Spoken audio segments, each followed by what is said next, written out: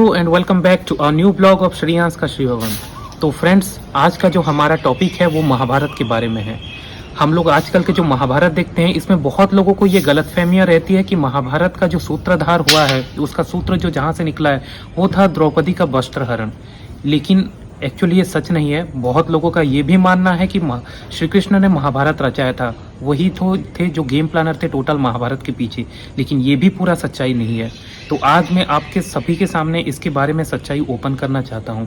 Mahabharat actually उसमें एक बहुत बड़ा किरदार है शकुनी। आप शकुनी को तो जानते ही हैं कि द्रौपदी के वस्त्रहरण में उनका बहुत बड़ा हाथ था।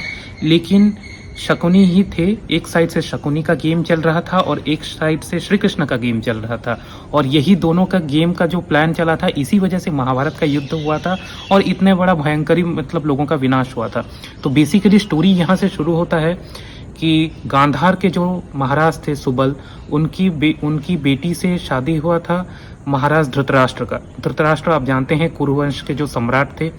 तो गांधारी जो थी, गांधारी के कुंडली में ये दोष था कि उनका जो पहला पति है वो मर जाएंगे। इसी वजह से महाराज सुबल ने क्या किया था, उनका विवाह एक गोट यानी कि एक बकरी के साथ कर दिया था और बाद में उसको बलि चढ़ा के, और उनका जो दूसरा पति थे वो थे धृतराष्ट्र।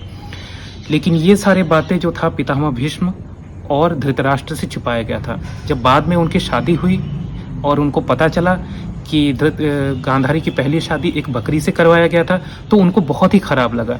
जिस वजह से कि उन्होंने महाराज सुबल, उसके साथ शकुनी के 100 भाई थे, शकुनी सबसे छोटा भाई था, तो सारे 100 भाइयों और महाराज सुबल को जेल में डाल दिया जाता है और उनको रोज एक एक करके चावल खाने के लिए दिया जाता है। मतलब जान सकते हैं पूरे दिन में एक चावल उनको खाने के लिए दिया जाता है।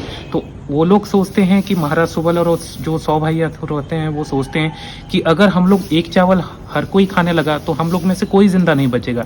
इससे अच्छा है कि हम लोग में से जो छोटा भाई है शकुनी है, जिसके पास उम्र सबसे ज़्यादा है और जो बुद्धिमानी में सबसे आगे है, उसको हम लोग अपना सारा चावल डोनेट करते हैं। तो शकुनी ने एक्चुअली सभी का 101 चावल डेली उसने खाने लगा। तो बाकी सारे भाई धीरे धीरे कमज़ोर होकर मर गए, लेकिन शकुनी जिंदा रहा। और बाद में तरस खा के शकुनी को सभी महाराज धृतराष्ट्र ने छोड़ दिया था। लेकिन उनके पिताजी और जब सारे भाई मरे थे तो उन्होंने शकुनी से शपथ दिलवाई थी कि इस तरह से हमें जो सज़ा दिया गया है, इसकी वजह से इसका बदला तुम्हें लेना होगा।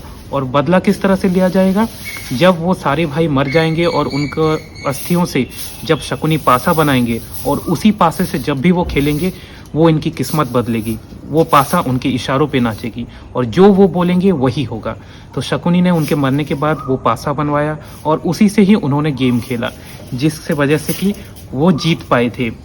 और यही पासा ही थे जो महाभारत का सूत्रधार बने थे, जो कि द्रौपदी का वस्त्रहरण में साथ निभाए, वस्त्रहरण में उनका साथ दिया था। तो यही था महाभारत का एक्चुअल सच।